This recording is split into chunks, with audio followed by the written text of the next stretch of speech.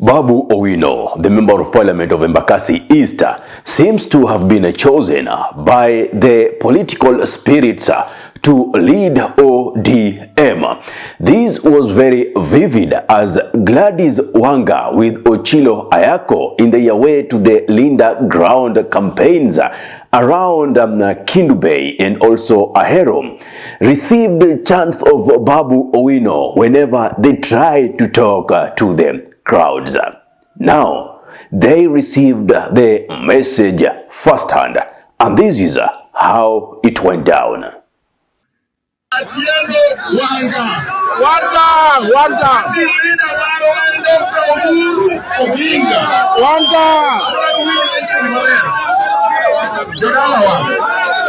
Hey.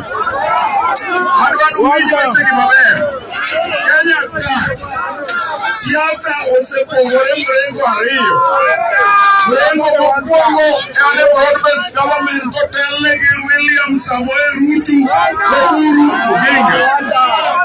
Mrengo mar ariyo mar Gachagua. Emomiyo uneno joma uduoko. Discipline member of the party.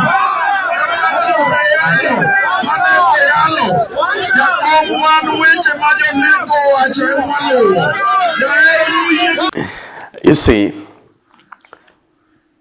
the crowd has already even associated the ODM of Linda Ground with UDA government. And now, being that this regime has committed lots of atrocities across the nation, now the people are even singing one term, telling them the issue of you campaigning for William Samuel Ruto to attain a second tenure in office is not part of our bargaining. Yes, Raila Odinga went to the broad-based government, but this person even has barely implemented the 10-point agenda that brought them together in the broad-based government. How again are you coming here to consolidate votes for him for 2027? And that's why they're even chanting one term and Babu Owino, meaning they are on the side of the Linda Mwananchi of the ODM. Well, that aside, there is a member of parliament who has tabled a motion to completely ban TikTok in Kenya. While others were supporting this, a member of parliament by the name Jerry Maina begged to differ with that by saying, why now that we are gearing towards the 2027 general elections is that this law is being talked about? She said, could this be one of the moves of the government to muzzle voices of dissent? She argued that even the uprising that was impossible to control with forces in Bangladesh began the same way. And she projected that this could be likened to a situation possible to happen in Kenya. Let us listen to how she handles this debate. Honorable Speaker, I do take note that the petitioner had prayed that TikTok is entirely banned in Kenya and appreciate the committee for disregarding that request. Honorable Speaker, I will deviate from the contributions that have been done on this floor and confirm that I am an active TikTok member.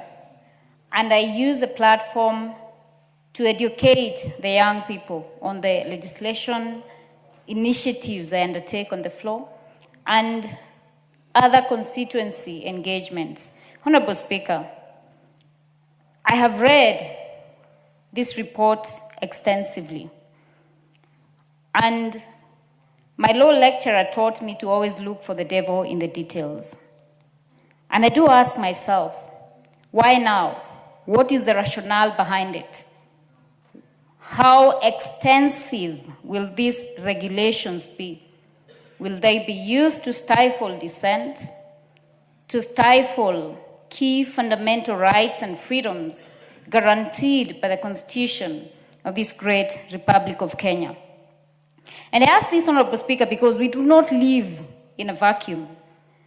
We have seen that autocratic governments that seek to govern absolutely stifle any means of communication that the young people use to reach out to each other, to engage as a community. Besides, I have heard members say that they saw very graphic details on TikTok. TikTok operates on a very sequential algorithm. It operates on a For You page. So it feeds you what you search for. It feeds you the information that you're looking for, Honorable Speaker. And, Honorable Speaker, it is therefore important that perhaps before we utter some things on this floor, we are aware of how TikTok operates. Honorable Speaker, countries like Bangladesh, when they had restrictions on TikTok during election period, the country went down in ruins. So it is imperative for this report to capture the extent of these regulations that will be proposed on TikTok and any other social media platform. Absolutely. Before you get into condemn something in totality, it is good that you get to know its operators, get to know how it operates, get to know the rules and regulation, get to know what is the algorithm, not just coming and, bashing the whole system completely. Well, we have the issue of selling shares. And most recent is the issue of Safaricom. Ndindi Noro has seen the white elephant in all these, and he does not shy away from telling the government that you are calling Kenyans. This is Ndindi Nyoro's submission. You sold a narrative to Kenyans, a self-interested narrative, that the Safaricom share price at 34 shillings was being traded at an unimaginary premium. As late as last Friday, the share of Safaricom in the Nairobi Securities Exchange actually crossed the 34 shillings mark.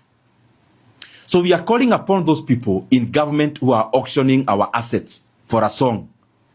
A time has come when the markets themselves have betrayed you. The markets that you are hedging your narrative on is already past your transaction price. And therefore it is now time that Kenya halts and suspends the sale of Safaricom shares to Vodacom immediately.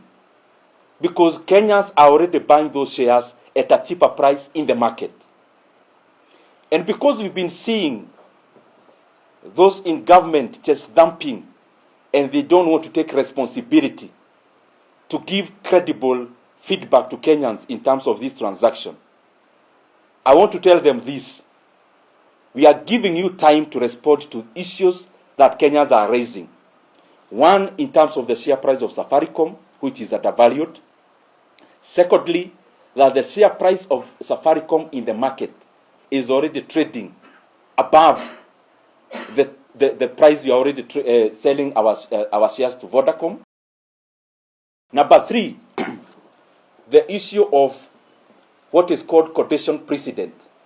That even beyond selling our Safaricom shares for a song, you are going ahead to give quotations of giving discounts. Absolutely. There are things that unless you are living out of this world, you may not be able to know. But if you're a person who is well informed, you have your smartphone, you go to X, you go to TikTok, YouTube, the social media, you always in it.